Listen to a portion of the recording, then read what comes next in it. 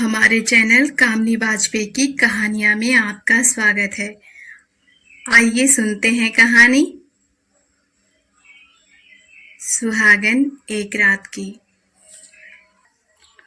सब औरतें और लड़कियां अपनी अपनी तरफ चादर ताने सो रही थी। भला उनकी नींद खुले भी तो कैसे।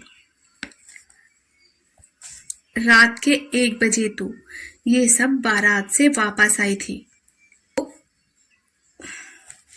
और जो उम्रदराज औरतें घर पर थीं, वे सब रात के 12:30 बजे तक महरूल करती हंसी मजाक और नाच गाने का आनंद उठा रही थी। जब महरूल खत्म हुआ तभी रात्रि के 1 बजे तक बारातियों की गाड़ियां वापस आने लगी थी। जो औरतें बारात नहीं गई थी, वे सब वहां स्वागत सत्कार और दुल्हन कैसी है ये सब जानने को उत्सुक थी। ज्यादातर लड़कियां जो वहां के वीडियो बनाकर लाई थी, सभी औरतों को दिखा रही थी और वहां की साज सज्जा और स्वागत सत्कार की तारीफ करते नहीं अघा रही थी। बुआ जी ने गिरीश और गरिमा की तस्वीर देखते हुए कहा, दोनों की जोड़ी ऐसी लग रही है जैसे राम और सीता की। उनके आने पर मैं खुद अपने हाथों से दोनों की नजर उतारूंगी, कहीं नजर न लगे मेरे भतीजे को। गिरीश की माँ अपने बेटे, बहू और वहां की तारीफें सुन फूली नहीं समा रही थी। तभी गिरीश की दादी माँ ने आदेशात्मक लहजे में कहा, अरे अब सब लोग सो जाओ, सुबह उठना नहीं है क्या? बारात विदा करने के बाद से ही तुम लोग नाच गाने में जुट गई थी। सारा घर अस्त व्यस्त पड़ा है।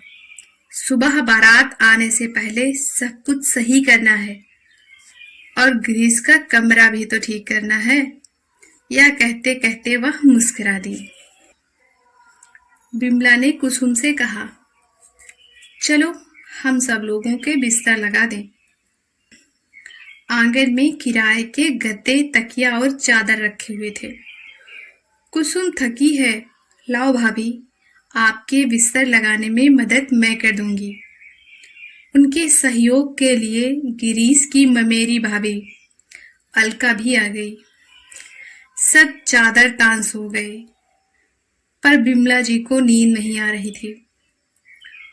उनकी आंखों में गिरीश के जन्म से लेकर उसके विवाह तक के सारे सीन एक के बाद एक उभर कर सामने आ रहे थे। शादी के 5 साल बाद गिरीश का जन्म हुआ था, वह भी बहुत दवाई दरमद के बाद। आज से उनका बेटा पराया हो जाएगा, ये सोचकर वह मायूस हो जाती और अगले ही पल बहू आ जाएगी तो कितना अच्छा लगेगा। बहू उन्हें जब माँ कह बुलाएगी, वह उसे अपनी बाहों में भर अपने अंतर का सारा प्यार लुटा देंगी। आखिर कुसुम जब ब्याह कर ससुराल चली जाएगी तो वही तो उसे बुढ़ापे में 1 लोटा पानी देगी। यह सब सोचती वह कभी गंभीर हो जाती और कभी मुस्कुरा देती। यही सब सोचती वह ख्यालों की दुनिया में पंख लगा उड़ान भर रही थी कि घड़ी ने 5 बजाए। घड़ी की टन टन की आवाज से उनका ध्यान भंग हुआ और वह कल्पना लोक से यथ पर आ गई। अपनी बगल में लेटी हुई कुसुम को हिलाकर जगाते हुए कहा, उठो कुसुम, 5 बज गए हैं। पर कुसुम के ऊपर नींद सवार थी। उसने आंखें खोलकर माँ को देखा और फिर आंखें बंद कर ली। उसे सो लेने दो थोड़ी देर भाभी, मैं और अलका उठ गई हैं, सब हो जाएगा। 11 बज गए थे। गिरीश के पापा का फोन आया। यहाँ विदाई हो चुकी है, हम लोग रास्ते में हैं। 15-20 मिनट में हम सब लोग पहुंचने वाले हैं। यह सुन सारे घर में हंसी खुशी की लहर दौड़ गई। दुल्हन को उतारने की सारी रस्मों की तैयारी होने लगी। अलका ने शरबत बनाया और कुसुम के हाथों में देती हुई बोली, जा अपनी भाभी को पिला दे। बदले में नेग में जो भी मिलेगा उसमें मेरा भी हिस्सा लगाना। यह कहती हुई वह हंस दी। बिमला ने समधियाने से आई साड़ी पहन सज धज कर बेटे गिरीश और बहू गरिमा की परछन की। अपने दरवाजे पर बहू के हाथ से हल्दी पीठे की छाप लगवाई। सारे शुभ शगुन के साथ बहू को अपने घर में बने छोटे से पूजा घर में ले जाकर विधि विधान से सब कुछ किया। अलका ने अंगूठी लुटाई, जिसमें कभी गरिमा जीतती और कभी गिरीश। सब तरफ हंसी खुशी का माहौल था। बिमला जी हर काम बड़ी खुशी से कर रही थी। रात दिन काम में लगी रहने के बावजूद उनके चेहरे पर जरा भी थकान का नामो निशान नहीं था। सारे रस्मों रिवाज को निभाते करते बड़ी देर हो गई। रिश्तेदारों को जाने की जल्दी थी, सो वे सब गरिमा की मुंह दिखाई कर उसे मुंह दिखाई दे रहे थे, जिसे गरिमा अपनी सास को पकड़ाती जा रही थी और सबके पैर छू छू कर लिफाफे में रखे 100 के नोट पकड़ाती जा रही थी। ज्यादातर सभी रिश्तेदार विदा हो चुके थे। रात भर जागी गरिमा की पलकें अब नींद से बोझिल होने लगी थी। वह बहुत थक गई थी। बिमला ने जब गरिमा की तरफ देखा तो वह समझ गई थी कि वह बहुत थकी है और आराम करना चाहती है। तो उसने अलका को कहा, अलका बहू, जाओ अपनी देवरानी को ऊपर वाले कमरे में ले जाओ। ये रात की जगी है, मैंने इसका सूटकेस ऊपर भिजवा दिया है। इसके कपड़े बदलने में इसकी मदद कर देना। तब तक मैं कुसुम के हाथों कुछ खाने को भिजवा देती हूँ। अलका गरिमा से हंसी मजाक कर रही थी। गिरीश को लेकर अलका गरिमा से हंसी मजाक कर रही थी। वह जब कोई मजाक करती तो गरिमा के होठों पर मुस्कुराहट खिल जाती और उसकी पलकें लाज से झुक जाती और उसके गुलाबी गाल और भी गुलाबी हो जाते। थोड़ी देर बाद कुसुम उसके लिए खाना लेकर आ गई तो गरिमा ने कहा, मुझे भूख नहीं है दीदी। अलका ने कहा, खा ले गरिमा, अगर गिरीश को पता चला कि तूने खाना नहीं खाया तो वह भी नहीं खाएगा और बाद में यही कहेगा कि हमने उसकी पत्नी का ध्यान नहीं रखा, है ना कुसुम? और क्या, भाभी सच ही तो कह रही हैं। यह कह दोनों मुस्कुरा दी। कुसुम ने चुहल करते हुए कहा, आज तो आपको हमारे कमरे में हमारे साथ रहना है, इसलिए आज तो आपका ख्याल रखने की जिम्मेदारी हमारी है। कल से तो आपका ख्याल भैया खुद ही रखेंगे। वो सब गरिमा से हंसी मजाक में लगी थी कि दादी की कड़कदार आवाज सुनाई दी, कुसुम, उसे सोने दो, नीचे जाओ, माँ बुला रही है। यह सुनकर अलका और कुसुम नीचे की तरफ भागी। रात के 9 बज गए थे और गरिमा नींद के आगोश से अभी तक बाहर नहीं आई थी। उसकी नींद तब टूटी जब उसे दरवाजे पर किसी की दस्तक सुनाई दी। उसे सहसा स्मरण हो आया कि वह अपने घर में नहीं ससुराल में है। वह चौंक कर उठ बैठी, सिर से पल्ला डाल दरवाजे की सिटकनी खोल दी। सामने गिरीश खड़े थे। वे लपक कर अंदर आए और दरवाजे की सिटकनी चढ़ा दी। गरिमा, अब तक हमारी शादी नहीं हुई थी तो फोन पर तुम मुझसे प्यारी प्यारी बातें करती थी, और जब मैं तुम्हारे सामने हूं तो नजरें झुकाए हो। मेरा दिल नहीं करता कि मैं अब तुमसे एक पल भी दूर रहूं। ये कहे गिरीश ने उसका हाथ अपने हाथ में लेकर चूम लिया और उसे अपने पास बिठा लिया। गरिमा और गिरीश दोनों एक दूसरे में खो जाना चाहते थे। गिरीश ने गरिमा के मेहंदी वाले हाथों को अपने हाथों में लिया, जिसमें गिरीश संग गरिमा लिखा था। गिरीश ने गरिमा के लबों को चूमते हुए उसे बाहों में जकड़ना चाहा कि तभी दरवाजे पर दस्तक हुई। अलका भाभी की आवाज थी। उन्होंने धीरे से कहा, गिरीश भैया बाहर आइए, नीचे सब लोग आपको ही पूछ रहे हैं। गिरीश शर्माते हुए बाहर निकला तो अलका भाभी ने कहा, इतनी जल्दी भी क्या है? देवर जी, आपका बिस्तर आपके भाई साहब के साथ लगा दिया है, वहीं जाइए, यहाँ तो मैं और कुसुम सोएंगे। यह कह वह शरारत से मुस्कुरा दी। अगले दिन घर में औशान माता की पूजा थी और उसके बाद मरसिरवा की रस्म थी और गरिमा की पहली रसोई भी थी। अलका भाभी और भाई साहब उसकी सुहाग की सेज सजा रहे थे, जिसमें कुसुम भी उनकी मदद कर रही थी। गरिमा सबके साथ रसोई घर में बैठी, लाल बनारसी साड़ी और गहनों से लदी बंधी बहुत ही सुंदर लग रही थी। गिरीश ने माँ को आवाज दी, माँ, मैं मार्केट जा रहा हूँ, आपको कुछ मंगाना हो तो बता दो। बिमला जी उसके पास आकर बोली, नहीं, मुझे कुछ नहीं मंगाना, तुझे जो काम हो वह करके जल्दी वापस आना, ठीक है? ठीक है माँ, यह कहकर वह बाहर निकल गया।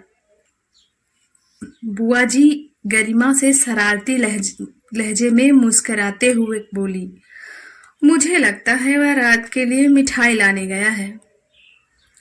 यह सुन गरिमा ने शर्म से आंखें झुका ली। गरिमा, तू जाके कमरे में थोड़ी देर आराम कर ले, बिमला जी ने कहा। तो वह छत पर चली गई। कुसुम के कमरे के बगल में ही गिरीश का कमरा था, जिसे अलका भाभी और भैया बड़े ही मनोयोग से सजा रहे थे। यह देख गरिमा के मन में रात्रि के ख्याल आने लगे और उसका अंग प्रत्यंग अपने प्रियतम के संग प्रणय की कल्पनाओं में खोने लगा। वह आकर कुसुम के कमरे में लेट गई। अलका बहू, अगर वहां का काम खत्म हो गया हो तो नीचे आ जाओ, कुछ गाना बजाना तो हो जाए। मुहल्ले और घर की औरतें मिलकर ढोलक की थाप पर माता जी के गीत गा रही थी। मैया जब तक जीऊं मैं सुहागन रहूं, गर मरूं तो पिया की बाहों में मरूं। अचानक ढोलक बजनी बंद हो गई। नीचे से रोने पीटने की आवाज आने लगी। गरिमा कमरे में लेटी अपने पति गिरीश के साथ कल्पना के लोक में विचरण कर रही थी। सुनकर उठ बैठी। उसका दिल जोर जोर से धड़कने लगा। नीचे ऐसा क्या हो गया? यह सोच वह हड़बड़ाकर नीचे की तरफ भागी। उसे अलका भाभी सीढ़ियों पर ही मिल गई। वह दुखद समाचार गरिमा तक पहुंचाने के लिए शायद ऊपर ही जा रही थी।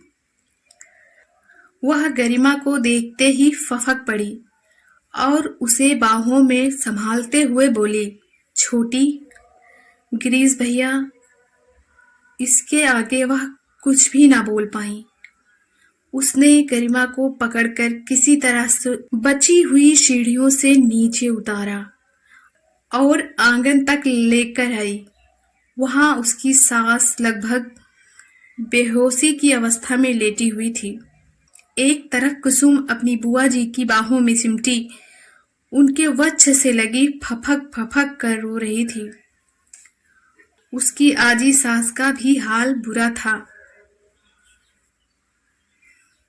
हर तरफ कोहराम मचा हुआ था।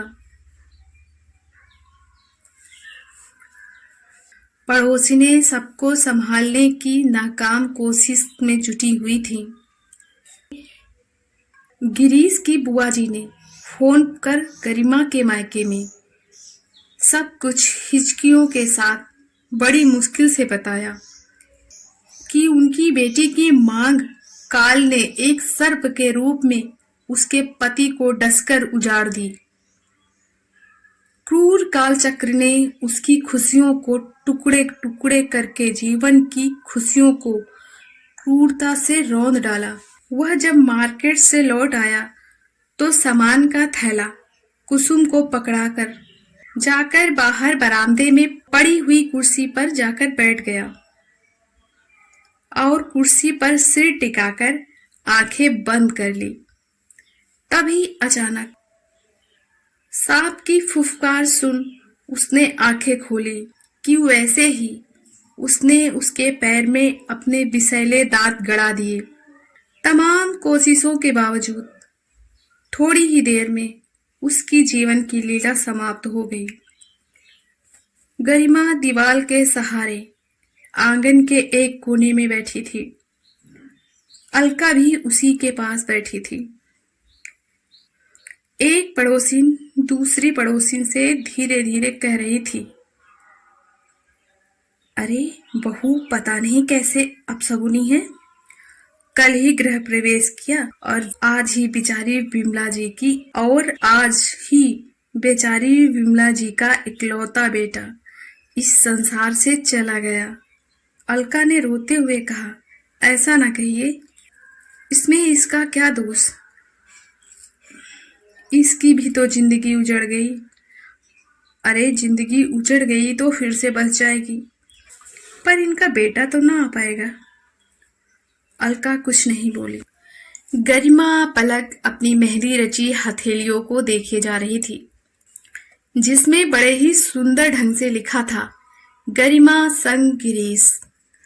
सब औरतें आपस में ऐसे बतिया रही थी जैसे कि गिरीश की मृत्यु का कारण गरिमा ही हो, और गरिमा सुनने में ऐसे निहार रही थी जैसे उसे किसी की बातें सुनाई ही ना दे रही हूं।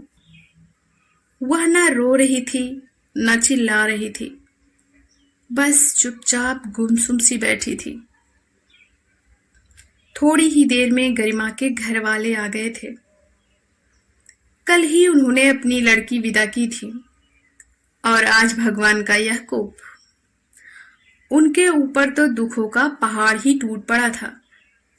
गरिमा की भाभी और माँ जैसे ही उसके सामने आई तो उसकी चुप्पी टूट गई और वह उनके गले लगकर फफक फफक कर रो पड़ी और रोते रोते निढाल हो गई। शायद वह यह जानती थी कि गिरीश के चले जाने पर उसका यहाँ कोई स्थान नहीं है और उसके दुख को कोई अपने दुख सा नहीं समझेगा।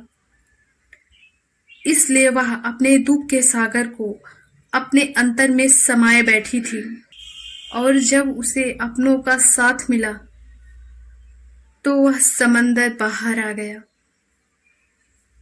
दाह संस्कार के बाद गरिमा के पापा ने उसके ससुर के आगे हाथ जोड़कर रोते हुए कहा, हमें गरिमा को अपने साथ ले जाने की इजाजत दीजिए।